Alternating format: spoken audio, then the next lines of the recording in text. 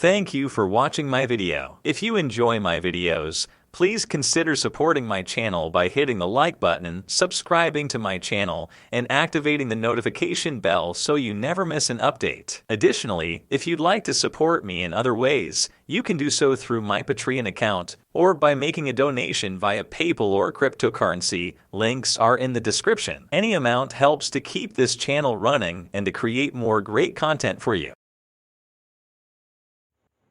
Get this and get it straight. Crime is a sucker's road, and those who travel it wind up in the gut of the prison of the grave. There's no other end, but they never learn. Wrigley's Spearmint Chewing Gum, the refreshing, delicious treat that gives you chewing enjoyment, presents for your listening enjoyment Raymond Chandler's most famous character in The Adventures of Philip Marlowe.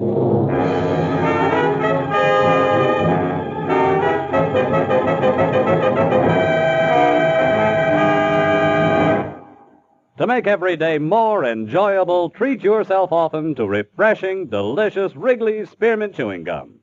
Here's a taste treat you can enjoy indoors, outdoors, at work, or at play. The cool, long-lasting mint flavor refreshes you. The smooth, steady chewing helps keep you fresh and alert, adds enjoyment to whatever you're doing. Wrigley's Spearmint Chewing Gum. Healthful, refreshing, delicious. Now, with Gerald Moore starred as Philip Marlowe, the makers of Wrigley's Spearmint Chewing Gum are glad to bring you tonight's exciting story, The Iron Coffin.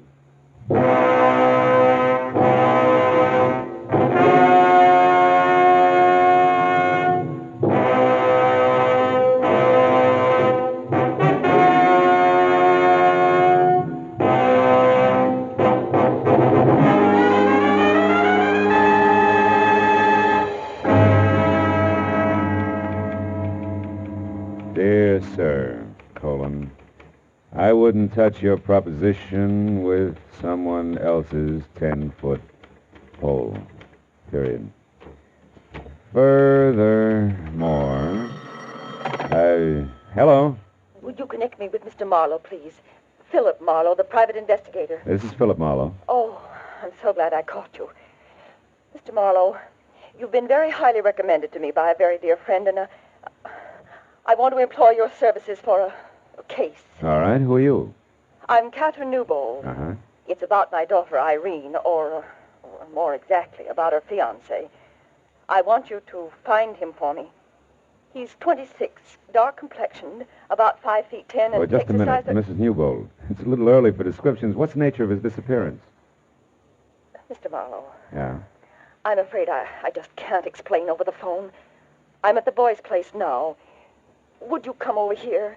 It's 4220.5 bronze. 4220.5, huh? You see, Bennett is lost, and Irene's gone to help him, and she may get lost, too. Well, how do you mean that, Mrs. Newbold? Lost where? Back somewhere in the 16th century.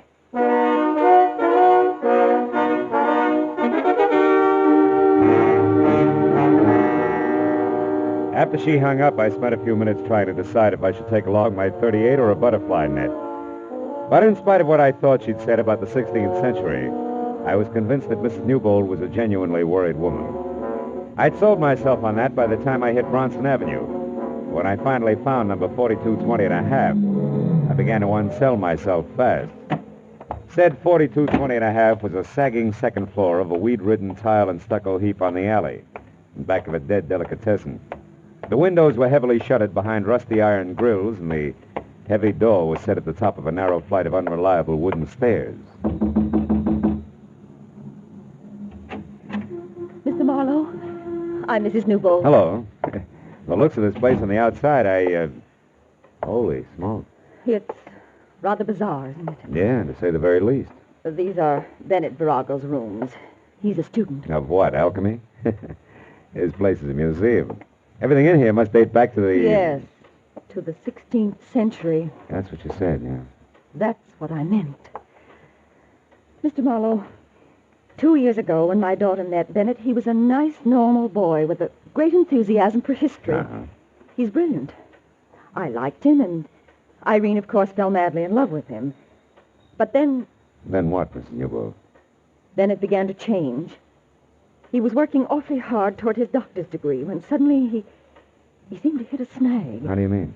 Well, he became obsessed with a particular period in history. Spanish history. Well, that's not so unusual. That's how guys become specialists. Oh, but it's more than that. His interest was much more than scholarly. It became a morbid fascination. Oh? Look at these relics, Mr. Marlowe. Yeah. At first, Bennett only studied them. But in the last year, he began to live with these things exclusively. More and more until he left a month ago.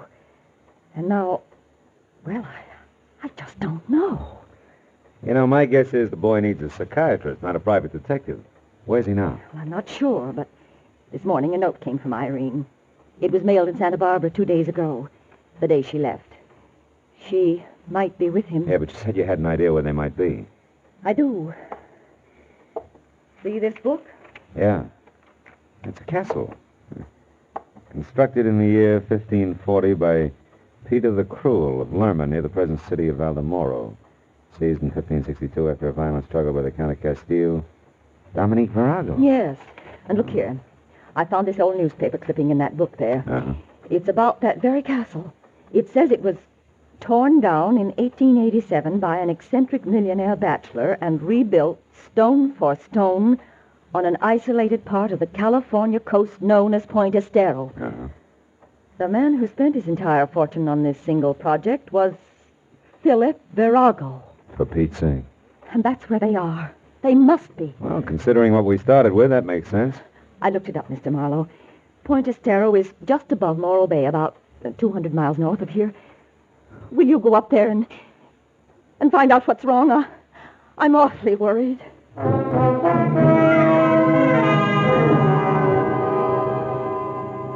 I told her the transplanted castles from Spain were not exactly my cup of tequila. But between the check she handed me and the look in her eyes, I figured a drive along the beach might do me good. Well, I made Santa Barbara by 4, and by 6:30 I was watching the surly Pacific surf hurl itself at the huge granite lump called Morro Rock. Farther north I got, the manner the ocean became. A hulking bank of solid black clouds offshore made a hollow mockery out of daylight savings time. And 20 miles beyond Morro Bay, I had to turn out my lights. By rough calculation, the castle was another 10. But when 11.7 had turned up on the speedometer without so much as a single battlement in view, I decided to turn my lights back on again and stop for some local advice. My first chance was a combination motor court, restaurant, and mobile gas station. Labeled Summit Light, California. L. Chester Poindexter Prop.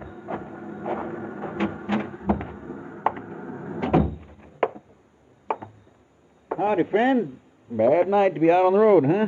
What'll you have? Yeah, a cup of coffee. Okay. Driving on up north? No, as a matter of fact, I'm looking for that old Spanish castle that's along this coast somewhere. Yeah? Yeah. Got any idea how I can get there? You got business here? Yeah, I might have. Why? Just wondered. Not a good place, mister. Folks in these parts like to forget it's here. Oh? What's wrong with it? Nothing, maybe. Then again, well, it was built 60 years ago by a madman, mister. Brought it over here from Spain, complete, even to the furniture. So I hear you. They say it belonged to his ancestors, and he brought them, too. Every one of their bodies. Their coffins are down there under that castle right now. 13 of them. How do you know? I talked to an old-timer once who helped put that place together. 7 men died on that job. And you know what he told me? One of them coffins is iron, and it's 8 feet long. You made a great fullback here. Fill it up again, will you? It ain't funny.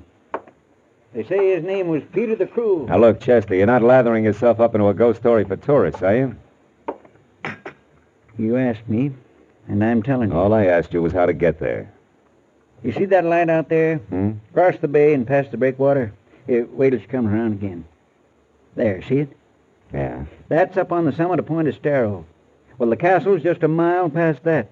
There's not much of a road in, but you can make it. Okay, thanks. It's right down next to the water, in a nasty, jagged little cove. Altogether, it's 3 miles from here. Much obliged. There's something else you might keep in mind. Huh? Like I said, I don't hold with ghosts. But I know for a fact them coffins are sealed in a crypt under that castle. But they don't stay put. They get thrown around. Folks have heard 'em thumping. Good night, friend. The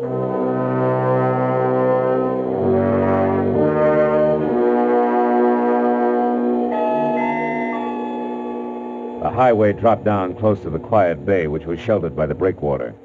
And 100 yards out, a white sailboat, its mast pointing straight up at the stars. It made a strange contrast to the pounding surf a mile beyond, where I found the turnoff to the castle. It beat a year's depreciation out of my car in 10 minutes.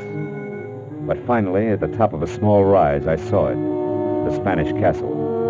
It was a grim, gray mess of crooked walls and twisted towers that crouched on the shore like something that had crawled up from the bottom of the sea. When I pulled to a stop in front of the main gate, I saw there were lights in one of the lower rooms. I started in, and then I saw something else. A girl running down the path toward me. You there, wait! Please, wait! Oh, you've got to help me. Somebody's going to be killed. Killed? In there, in the castle? Yes. Oh, hurry, please. All right, come on. Thank heaven I saw your headlights. I'm glad I found you, Miss Newbold. How did you know? I guessed right. What do you mean? Well, your mother was pretty sure I'd find you here. I'm a private detective, Philip Marlowe. Oh, What's this about somebody being killed? it's Bennett. He's almost out of his mind, Mr. Marlowe. He's gone down to the crypt under the castle. I tried to stop him, but I couldn't. He's killed down there, just like the others. Like what others, Irene? All the other Viragos, all his ancestors. Peter the Cruel will kill him. Oh, now, just a minute. Come on. I must sound crazy, too. Maybe I am. But this horrible Oh, place. baby, take it easy. This is the age of rocket planes and bebop, remember? Not in here. Here it's the 16th century. Oh, settle down. Tell me what's really going on. I am. Day before yesterday, I was just as skeptical as you are. That's why I came here. But now, Mr. Marlowe, Bennett Virago is fighting a battle that's been going on for 400 years. A battle with a monster called Peter the Cruel. The one in the oversized iron coffin downstairs? Yes. Come on, baby, show me.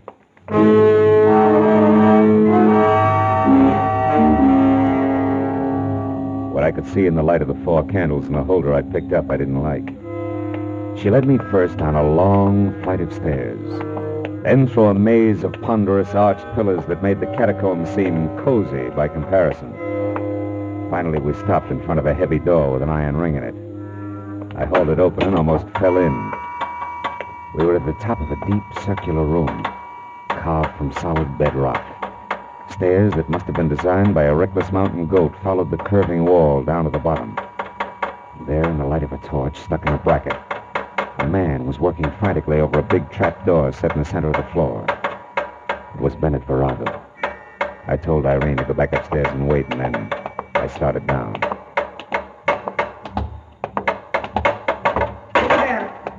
Who is it? Philip Marlowe. I'm a friend of Irene. She told me I'd find you down here. Get out of here. I refuse to be responsible. I'll be responsible for me, fella. I'm used to it. Hey, you sure you can't use some help? You look pretty tired. I'm exhausted. And I'm not going to stop until I've settled this business once and for all. And I won't tolerate any interference. Do you understand? No. Interference in what? I'm going to spend the night in the crypt under this door. I've got to know the truth. Listen, if you're really Irene's friend, please take her away into town, that Poindexter's place. She's not safe here. Nobody is. Every document I found verifies it. Verifies what? Mr. Marlowe, I'll show you. On one condition. Give me your word that once I'm in there and this door is closed, you'll leave here and take Irene with you. Well? Okay, Virago, it's a deal. Show me. All right. Take that crowbar and help me get this open. Okay. Tonight I broke the seals that were put on this door 30 years ago. At that time, the coffins were in 3 straight rows. And now? I know what I'm going to find. It's happened before. Hey, Buster, this thing is heavy. You'll never open it from the inside by yourself. Servant Ramiro has his orders. You'll be up in the morning. Quick, prop it with your bar. I got it. Well, Virago. Stay back. Don't move until I get the torch down there. Now, look. I saw walls slimy with pale moss, a rotten stone floor scarred with deep fissures, and the coffins that had been in 3 neat rows were scattered in crazy confusion. But that wasn't enough. In the middle of it all was the iron one, 8 feet long, standing right straight up on end. Now maybe you'll believe me. Virago, listen, wait a minute. Maybe you better think this over. You gave me your word. Yeah, but no kid threw those coffins around like that. Now you're beginning to understand. Get out, Marlowe. Get out fast. Heaven only knows what might happen here tonight.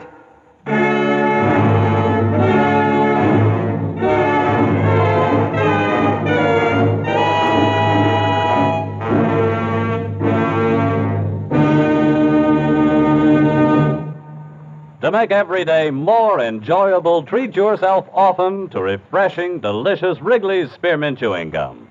The lively, full-bodied, real mint flavor cools your mouth, moistens your throat, freshens your taste. And the chewing itself gives you a little lift, helps you keep going at your best. So for real chewing enjoyment that's refreshing and long-lasting, always keep Wrigley's Spearmint Chewing Gum handy. Healthful, delicious Wrigley's Spearmint Gum will make every day more enjoyable. Now with our star, Gerald Moore, the second act of Philip Marlowe and tonight's exciting story, The Iron Coffin.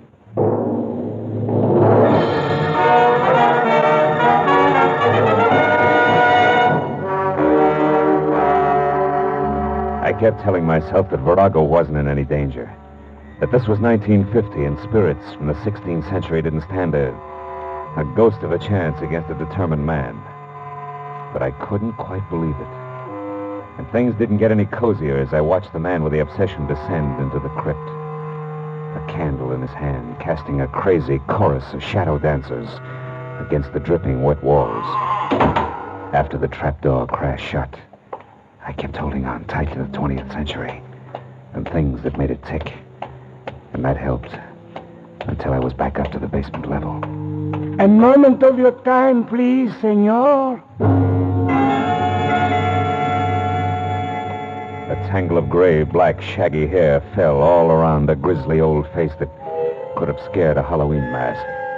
And the rest of them fit from a build that included almost no shoulders, ape-long, scrawny arms, and an outfit that was medieval.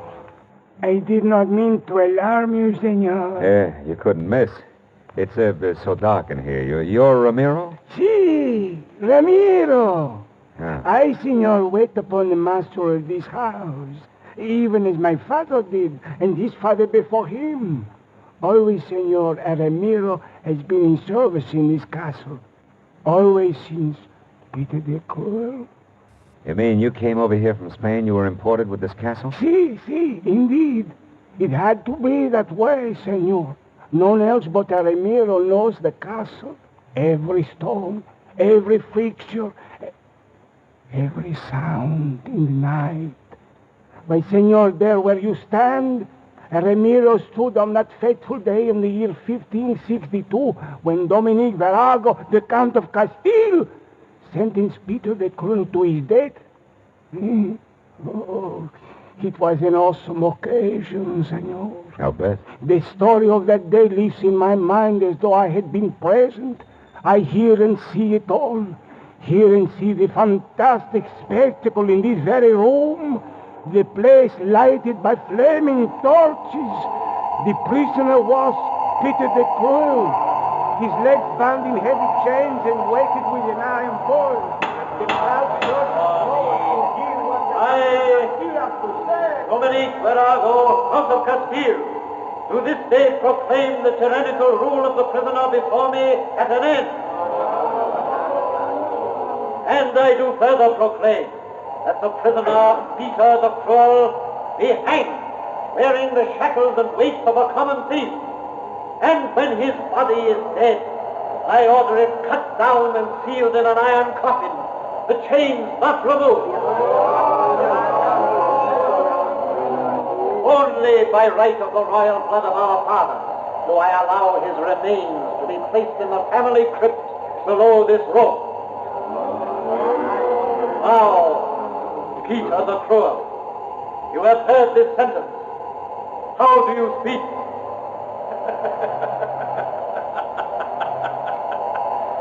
I speak, dear righteous ruler, very plainly. This, the day of my execution, is a black day. A black day for you, Dominic Virago, for Castile, for Spain. For in spirit I will not die, not go to the crypt below. In spirit I will not rest until I have had my revenge through all the years that follow this day. This black day! You and your ancestors, beware, Virago! Beware!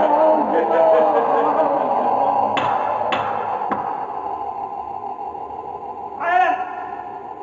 The Count of Castile would reply. Hang him!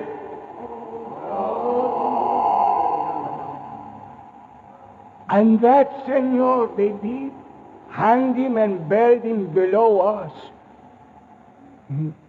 That is why I stopped you here, to warn you. Yes, well, tell me, Ramiro, your ancestors, whose side were they on? The Count or Peter the Cruel? Well? The Ramiro served only one man, senor, the master of the house. Even as I today serve only one man, the master of the house. Good night, senor. He glared at me for a long moment with sickly yellow eyes. Then he stepped back and was gone. Well, a few minutes later, I found Irene Newbold and told her what had happened at the crypt and of Virago's wish that she spend the night at Poindexter's place. When I saw her make one valiant try to keep from going to pieces, I picked up her coat and bag, held her firmly by the arm, and walked her fast outside into my car. It kept her thinking for a while. When we arrived at Poindexter's, I promised to awaken her at dawn for the return trip to the castle.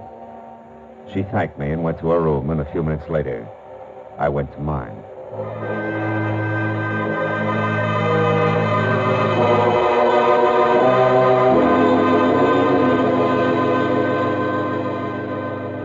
After 3 hours of cigarette-filled sleeplessness had gone by, I slipped outside and watched the summit light that winked at me every third second.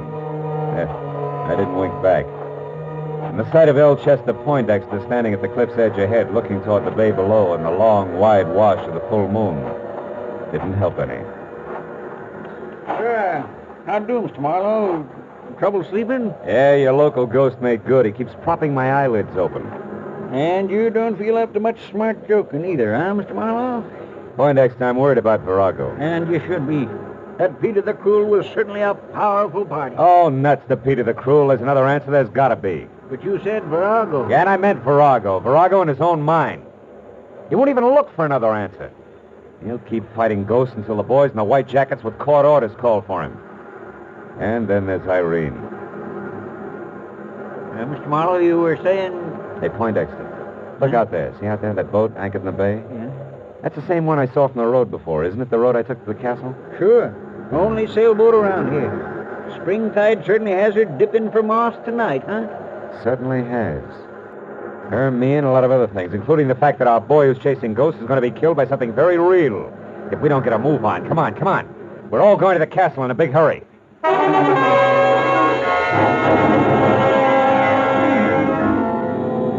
Marlowe, are you sure you're right? I can't believe the answer's that simple. Doesn't matter, Irene. Simple or not, it can still kill. Come on, Poindexter. We're going to run for it. Every second counts now. You catch up to us, Irene. We're going ahead.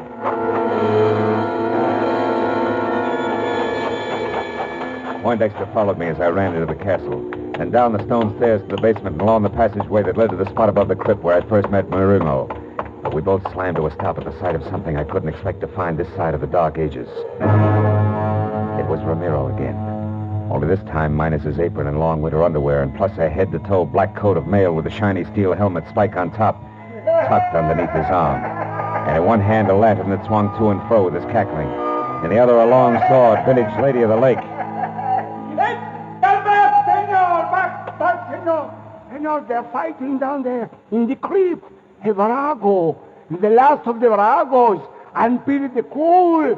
Peter who is to have his revenge. Get out of the way, Ramiro. Come on, Poindexter. We got to get this door open. No, stop! Get lost! Halfway! Are we in time? Is Bennett all right? I don't know yet. Watch that jerk in the fancy dress. If he gets up, yell. Come on, Poindexter. We got to get this door open. Yeah, come on. Let's have it. It's coming. Look, the crypt is filled with water just like you said. Help me. Oh, Bennett. Bennett, thank heaven you're all right. Virago, here. Take my hand. Reach for it. Yeah, there we are. Couldn't have lasted another minute. The water came through the cracks in the floor. And the coffins. They floated. That's right. They're bumping against the sides of the crypt as the thumping sound you people have heard. Yes. And when the water subsides again, the coffins will be scattered all over.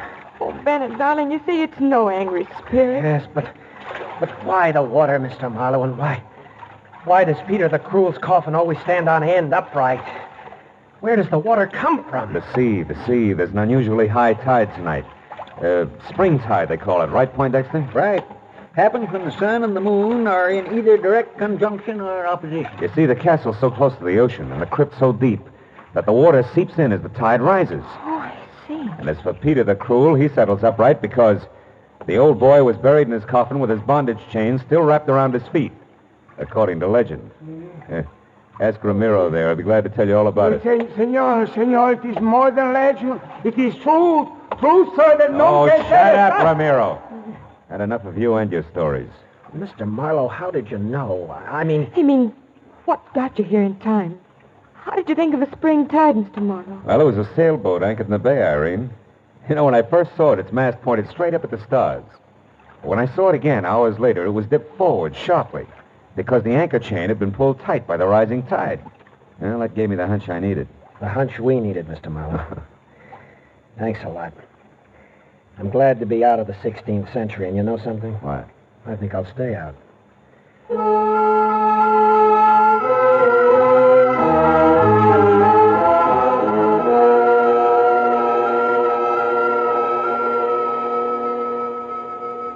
Well, it was another hour before we left the strange relic of another day. An hour in which everybody found himself thinking of Peter the Cruel's vengeful spirit.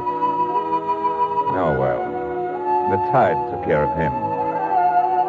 Oh, Marlowe, did you hear that? No. Yeah, well, as I was saying, that's the beauty of reality. Yeah, you can figure everything out. Marlowe, there it is again. Oh, that's nothing. It's probably just the wind. Look, that figure up on the rampart. Figure? Ramparts? Oh. Why, that's Ramiro. Or is it?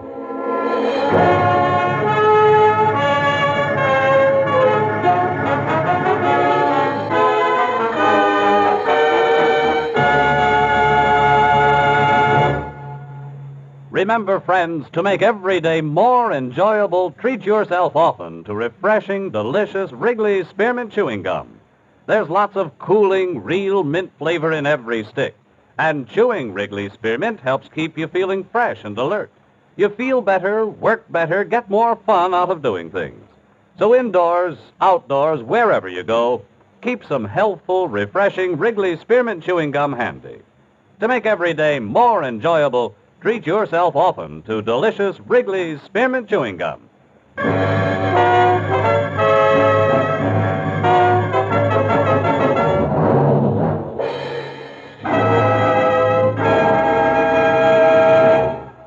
The Adventures of Philip Marlowe, presented by Wrigley's Spearmint Gum, bring you Raymond Chandler's most famous character and star, Gerald Moore. Philip Marlowe is produced and directed by Norman MacDonald and written for radio by Robert Mitchell and Gene Levitt. Featured in the cast were Irene Tedrow, Lillian Byeth, David Ellis, Jay Novello, Parley Bear, Barney Phillips, and Edgar Barrier. The special music is composed and conducted by Richard Arant. The makers of Wrigley's Spearmint Chewing Gum hope you've enjoyed tonight's adventure of Philip Marlowe and that you're enjoying Wrigley's Spearmint Gum every day.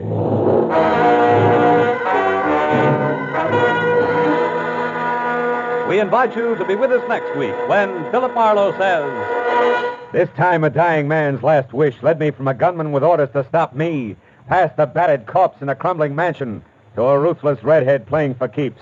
And when it was over, the one in the middle got away with everything, except the dying man's last wish. This is Bob Stevenson speaking, and this is CBS, the Columbia Broadcasting System.